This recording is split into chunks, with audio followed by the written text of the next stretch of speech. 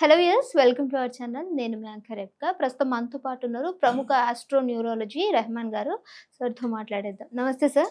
నమస్తే అమ్మా. సార్ మీరు ఏ శాస్త్రాలను చూస్తారు? నేను ఫస్ట్ ఆస్ట్రాలజీ చార్ట్ చూస్తానమ్మా. ఆస్ట్రాలజీ అనేది ఒక అద్భుతమైన సబ్జెక్ట్. అసలు మనం ఏం చదువుకోవాలి, ఏ జాబ్ వస్తుంది, మ్యారేజ్ ఎప్పుడు అవుతుంది, సంతానం ఎంత, హెల్త్ ప్రాబ్లమ్స్ ఏమైనా ఉన్నాయా, ఇలాంటి అద్భుతమైన విషయాలను అన్నింటినీ తెలియజేసేది ఆస్ట్రాలజీ.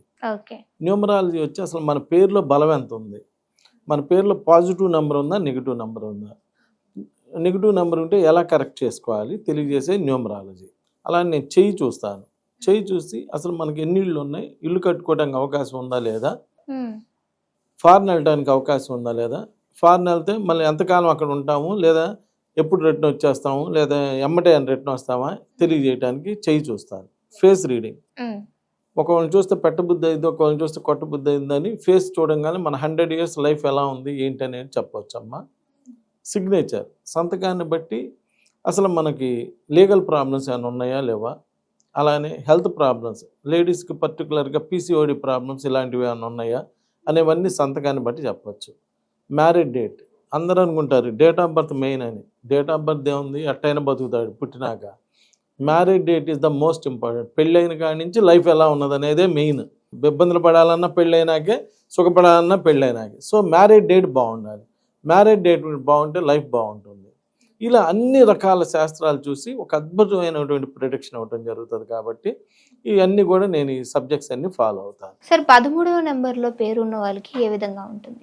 నేను అనేది అదేనమ్మా.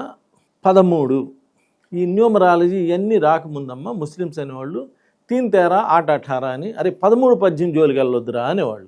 ఎందుకన్నారు, ఎంత ఆలోచించి అన్నారు అని మనం ఆలోచించుకోవాలి. అలా కాకుండా ఇప్పుడు అమెరికా వెళ్తే అమెరికాలో ఇప్పుడు అందరూ అమెరికాలో ఉన్నారు, వాళ్ళని అడిగాలి మీ అమెరికాలో 13వ నెంబర్ ఉండిద్దని. ఇళ్ళ నెంబర్లో 1 2 3 12 12 14 ఉంటుంది, 13 ఉండదు. ఎందుకు ఉండటం లేదు? The English people it is inauspicious number అని ఆ 13వ నెంబర్ వాడరు. ఇప్పుడు మీరు వీడియో తీసుకొని హైటెక్ సిటీకి వెళ్ళాలి, రూమ్లు ఉంటాయి కదా, 1 2 3 12 12 14 ఉంటుంది. అదేంది 13వ నెంబర్ ఎందుకు లేదు? ఒక నెంబరే వాడటం లేదు.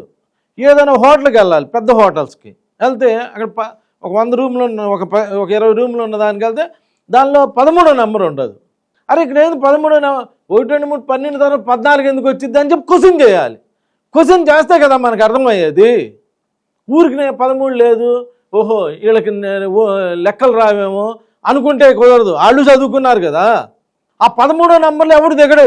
ఆ 13వ నెంబర్ అంటేనే వరస్ట్ నెంబర్. ప్రపంచంలో ఉన్న వరస్ట్ నెంబర్లో 13 అనేది ఒక వరస్ట్ నెంబర్. కాబట్టి వాళ్ళు వాడుకోవట్లా. మనకు ఒక్కరిగా తెలివితేటలు ఉన్నట్టు వీళ్ళకి లెక్కలు రావు, 12 తర్వాత 13 కదా వచ్చేది, 14 వచ్చిందేంది అని రాగాలు తీస్తే కుదరదు. 13 అనేది ఏ దేశంలో కూడా వాడరు.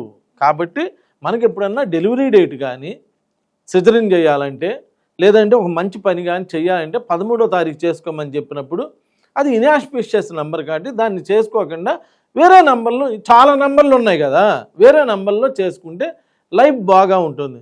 లేదు నేను 13వ నెంబర్లోనే చేసుకుంటాను, ఏమైద్దో చూస్తానంటే చూసుకో. ఎవడికేం పోయింది, ఎవడేం కాదంటలేదు, చూసుకోవచ్చు. ఈ 13 అనే నెంబర్లు మంచివి కాదు కాబట్టి కొన్ని మంచి పనులు చేసేటప్పుడు ఆ 13వ నెంబర్ని అవాయిడ్ చేయడానికి ప్రయత్నం చేయండి. నమస్కారం.